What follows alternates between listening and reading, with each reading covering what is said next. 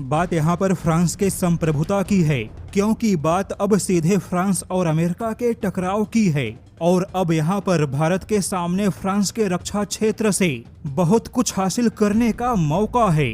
अगर ऐसी स्थिति में भारत मौके का फायदा नहीं उठा पाया, अगर भारत यहाँ पर चूक गया, तो यह भारत की सबसे बड़ी गलती, सबसे बड़ी असफलता होगी। शायद भविष्य में भारत को ऐसा मौका ना मिले जो इस समय भारत को मौका मिल चुका है। जी हाँ, ट्रंप के आने के बाद यूरोप और अमेरिका के बीच में बहुत कुछ बदल गया। फ्रांस ने कहा कि अमेरिका अब यूरोपियन देशों के सुरक्षा और संप्रभुता से खिलवाड़ कर रहा है, लेकिन फ्रांस ऐसा होने नहीं देगा। दरअसल फ्रांस ने यूरोपियन देशों में परमाणु प्रतिरोध के क्षमता के विस्तार की बात कही है। वहीं फ्रांस ने अब खुल के रक्षा के क्षेत्र में भारत जैसे देशों में अमेरिकी हथियारों से प्रतिस्पर्धा करेगा। और भारत के पास में ऐसे प्रतिस्पर्धा का फायदा उठाने का सबसे बड़ा मौका है, क्योंकि फ्रांस ने भारत को लागत प्रभावी रक्षा प्रस्ताव देने की बात कही। फ्रांस को खुद अपनी रक्षा क्षमता को मजबूत बनाना है। हालांकि फ्रांस यहाँ पर अमेरिका के मुकाबले बहुत ही छोटा देश है। वहीं अमेरिका के टक्कर में फ्रांस के रक्षा उत्पादन की क्षमता भी कम है, लेकिन फ्रांस यहाँ पर भारत के साथ मिलकर अमेरिका के रक्षा उत्पादन को टक्कर दे सकता है।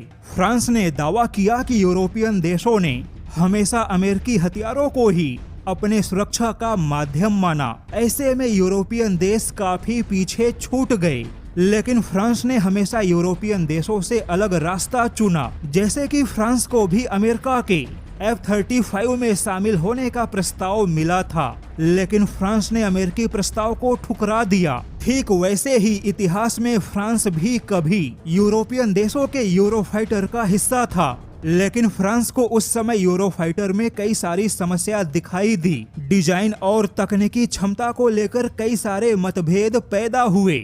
ऐसे में फ्रांस ने यूरोफाइटर की परियोजना को छोड़ दिया और उसके बाद अपने राफेल फाइटर जेट का ऐलान किया। ऐसे में फ्रांस अगर यूरोफाइटर का हिस्सा बना रहता तो शायद फ्रांस के पास आज राफेल की क्षमता नहीं होती। लेकिन अब इस बार फ्रांस ने अपने रक्षा क्षमताओं के उत्पादन को बढ़ाने का ऐलान किया है। ऐसे में भारत यहाँ पर फ्रांस का सबसे बड़ा भागीदार बन सकता है, क्योंकि अमेरिका से उत्पन्न हुए मतभेद के बाद फ्रांस ने अब खुल के भारत में राफेल के उत्पादन पर विचार किया है।